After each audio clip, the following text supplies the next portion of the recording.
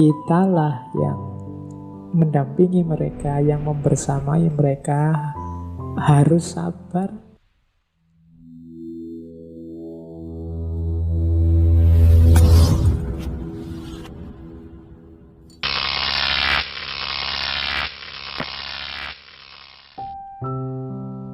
Mari kita pahami emosinya orang sakit.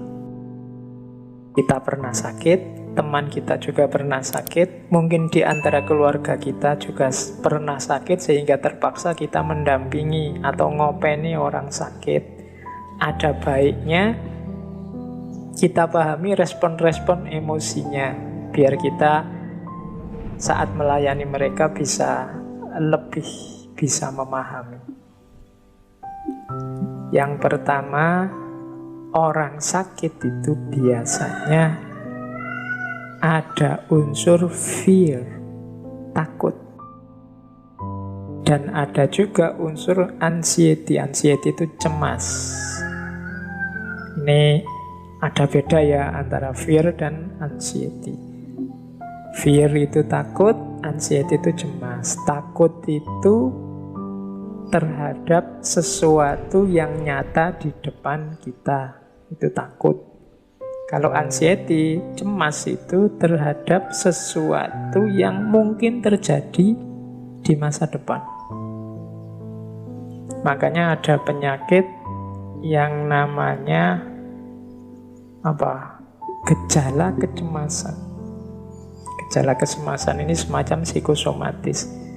Orang-orang yang cemas, sakit cemas ini mungkin orang yang misalnya ya kita habis layat, ada tetangga kita meninggal karena misalnya serangan jantung atau kena stroke.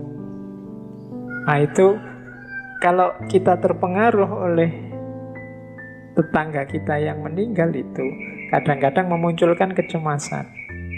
Mungkin nanti waktu pulang dada kita berdebar-debar sedikit saja, kita sudah panik. Wah ini jangan-jangan kena jantung ini.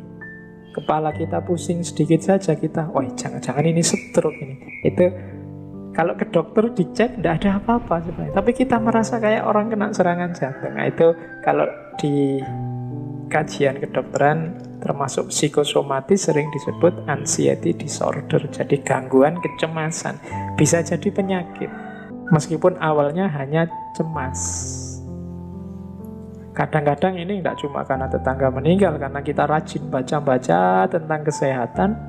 Ada apa sedikit di tubuh kita takut. Kaki kita kesemutan sedikit saja. Waduh, ini jangan-jangan gejala stroke ini kok kesemutan. Kemudian apalah dan seterusnya. Itu namanya anxiety. Cemas tentang apa yang terjadi, yang akan datang. Kalau kita punya tetangga, punya teman sedang sakit, jangan ditakut-takuti biar dia tidak cemas. Jadi fear itu kalau sakit tentang sesuatu yang nyata, spesifik. Mas, nanti sampean diinjeksi, rasanya agak sakit sedikit ya, karena itu kan jarum ditusukkan. Terus aduh takut saya dok, itu takut. Jelas yang ditakuti apa, tentang apa. Kalau anxiety tadi tidak jelas. Biasanya terjadi jangan-jangan nanti ini, jangan-jangan nanti itu. Itu kan tidak jelas. Kalau takut jarum tadi kan jelas. Itu bedanya fear sama anxiety. Aku kok muntah terus ya, aku takut nanti dehidrasi ini. Itu fear. Kalau anxiety itu seperti tadi, tidak jelas. Itu tadi mau takut apa? Cemas yang tidak ada alasannya. Nah, itu anxiety. Orang sakit itu pasti ada fear, ada anxiety. Kita yang mendampingi, yang harus membesarkan hatinya, menenangkannya kalau memang sedang fear atau anxiety.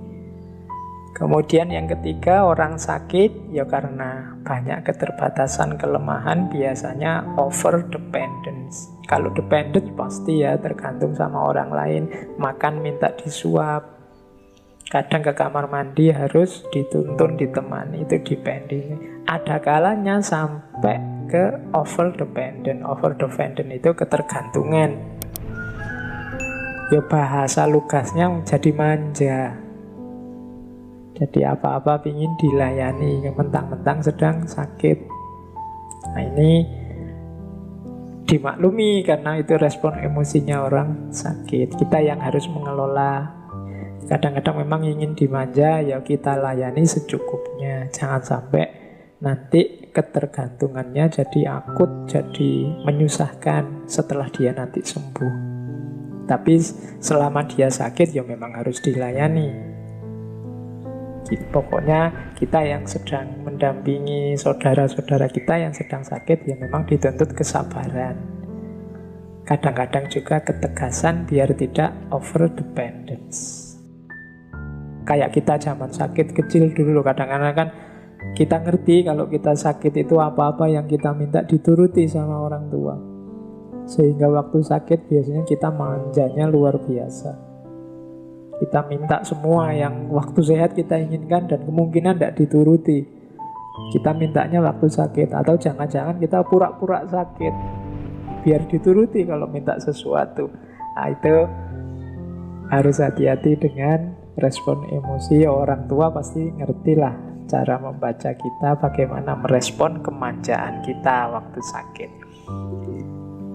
Itu over dependence. Ada juga respon emosinya orang sakit, yaitu marah dan hostility, hostile itu benci.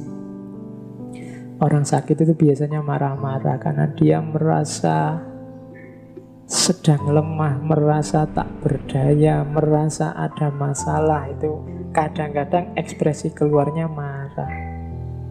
Nyambung sama bawahnya itu rewel. Marah dan rewel. Habis minta apa diberi, terus tidak mau, ganti minta yang lain lagi, itu rewel. Ya kita maklumi karena memang situasinya sedang sakit beliau.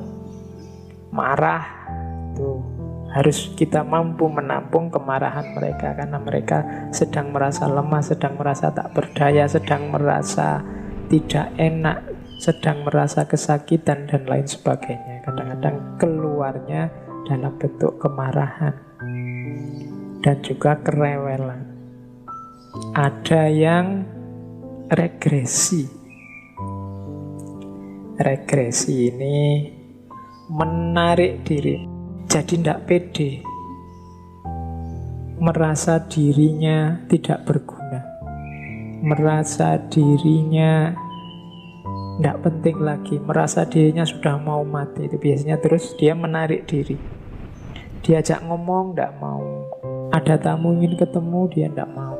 Pokoknya regresi, dia ingin menarik diri, merasa dirinya tidak penting, merasa dirinya tidak ada gunanya. Itu regresi.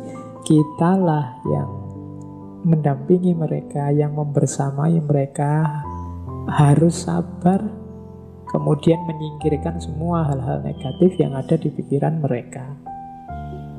Ya harus pelan-pelan, karena memang kondisinya sedang sakit. Jadi ini slide ini menurut saya penting untuk kita yang sedang sakit memahami diri, maupun teman-teman yang kebetulan punya keluarga, punya tetangga, punya teman sedang sakit, dan kita punya sedikit atau banyak tanggung jawab, kewajiban untuk melayani mereka. Bagi yang sedang sakit, mungkin jadi bahan refleksi bahwa dalam dirimu yang sakit kadang-kadang muncul emosi, ketakutan, muncul kecemasan, muncul kemanjaan, kerewelan, kemarahan. Ayo dimaklumi, syukur-syukur bisa diatasi sehingga tidak sangat menyusahkan orang yang melayani kita. Jadi ini pentingnya kita memahami emosi-emosi orang yang sedang sakit. Yang terakhir, kalau yang terakhir ini positif, harapan. Ada orang sakit itu yang memang cara berpikirnya positif. Dia penuh harapan, insya Allah nanti sembuh. Kalau sudah sembuh nanti bisa kembali seperti sedia kala. Tidak lama lagi pasti sembuh, pasti ada obatnya. Ini harapan. Kalau orang yang si sakit ini sudah mampu mengembangkan cara berpikir positif penuh harapan, kita yang mendampingi tinggal membantu, menguatkan, menghidupkan terus agar harapan ini tetap ada. Jadi inilah situasi emosional orang yang sedang sakit.